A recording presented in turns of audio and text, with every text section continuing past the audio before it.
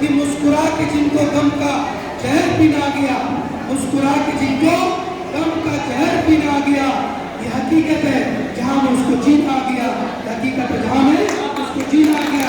इसलिए जीवन में हंसते रहिए, मुस्कुराते रहिए। डॉक्टर पीएल साहू जी।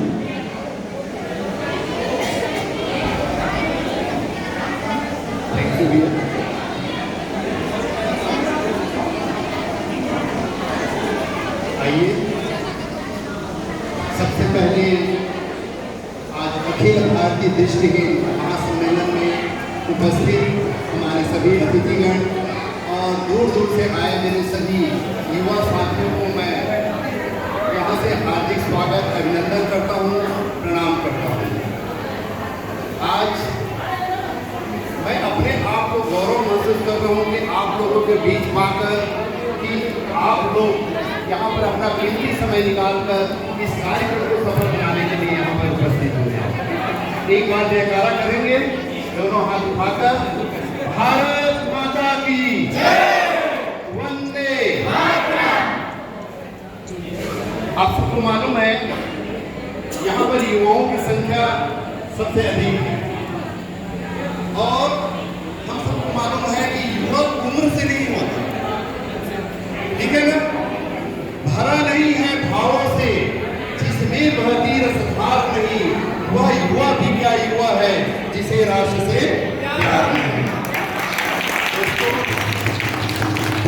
आज आप सबको मालूम है कि यहाँ पर हम सब आए हैं तो एक खुशियाँ मनाने भी आए हैं, ठीक है ना? तो मैं अपना आज का उद्बोधन एक छोटा सा कहानी के माध्यम से देना चाहूँगा कि आप सब खुश रहना चाहते हो? हाथ उठाइए जो खुश रहना चाहते हैं सभी। आप सबको मालूम है ब्रह्मा जी के बारे में। ब्रह्मा जी पूरे सृष्टि के रचयिता है। जब ब्रह्मा जी ने ना सृष्टि की रचना की तो पूरा सृष्टि में पेड़ पौधा, झरना, पशु पक्षी और बहुत सुंदर से इस सृष्टि की रचना की, आप सबको मालूम है, और बहुत खूबसूरत से बनाए। और इसके देख रेख के लिए एक मनुष्य को भेजे कि आप इस धरती में जाना और हम जो रचना किए हैं उसको देखना, उसका उपयोग करना और ये सृष्टि का देखभाल करना। ये क्रम धीरे धीरे धीरे धीरे चलते गया और एक दिन ऐसे आया कि मनुष्य जो है दुखी होने लगा। फिर ब्रह्मा जी ने फिर से पूछे कि मनुष्य को कि आप लोग दुख क्यों हो? ब्रह्मा जी ने आके पूछे तो बहुत सारे लोगों ने क्या कहा मालूम?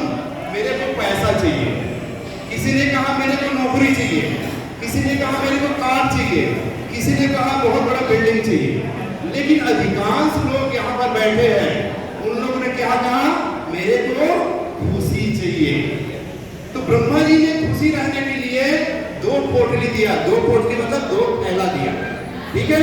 बोले कि दो पोटली है, इसको आप अपने पास हमेशा संभाल के रखना, और एक पोटली है वो आपका है और दूसरा पोटली है आपके दोस्त, यार, पड़ोसी ये सभी का है। लेकिन जब सुबह जब निकलोगे तो दोस्त, यार, पड़ोसी का जो पोटली है ना उसको पीछे बांध के रखना और एक नंबर का जो पोटली है, थैला है, उसको हमेशा सामने रखना। लेकिन उसमें क्या है? एक नंबर का जो पोटली है उसमें हम सबका बुराई है, छोटे छोटे, जैसे गाली देना, नशा करना, दूसरे का चुगली करना, ये जो छोटे छोटे बुराई है। तो ब्रह्मा जी ने कहा जब सुबह जब निकलोगे तो उसमें का एक एक बुराई को रोज निकालते जाना। लेकिन हम लोग मनुष्य जाति क्या करते हैं? जब सुबह निकलते हैं तो दूसरा नंबर का पोटली को देखते हैं, इसलिए हम खुश नहीं रहते। बस अपने अंदर की छोटे छोटे बुराई को एक एक करके निकालना है और हमको खुश रहना है। ये ब्रह्मा जी की बातें हैं, उसको अपने जीवन में उतारना। लेकिन साथियों यहाँ पर आए हैं युवा। एक्चुअली युवा है कौन? आप लोग यहाँ पर बैठे हैं, सभी युवा हैं। तो युवा की परिभाषा बता दूं, युवा वह है जिसमें साहस हो, उत्साह हो, जुनून हो, कुछ नया करने का उसका अंतःमन मचलता है और जो वर्तमान में जीता है और सुनहरे भविष्य का सपना देखता है कि मेरा आने वाला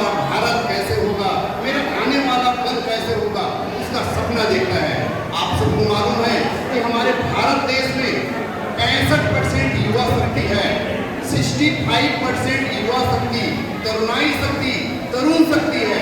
इसलिए तो हम भारत देश को युवा देश के नाम से जानते हैं और हमें गर्व है कि हम युवा देश में निवास करते हैं, इसलिए हम युवा हैं।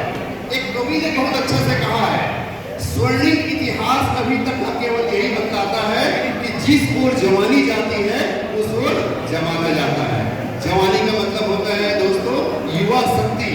आप युवा शक्ति को मैं नमन करते हुए आज आपको बताना चाहूंगा कि चाहे तो आप हमारे भारत देश को उच्च शिखर पर ले जा सकते हो, क्योंकि 65% युवाओं की आबादी है हमारे देश में और युवा होने का एक ही उद्देश्य है, एक है सेवा की भावना होना चाहिए और सेवा करने के लिए अपने अंदर एक प्रतिभा होना चाहिए। आज यहाँ पर जितने भी युवा बैठे हैं सबके अंदर में अलग अलग प्रतिभा है। किसी को अभी मैं देख रहा था एक युवा यहाँ पर से कला के क्षेत्र में बहुत अच्छा, कोई माइक संचालन कर रहा था। सबके अंदर में अलग अलग प्रतिभा होता है, उसको हमको राष्ट्र के नवनिर्माण में लगाना है।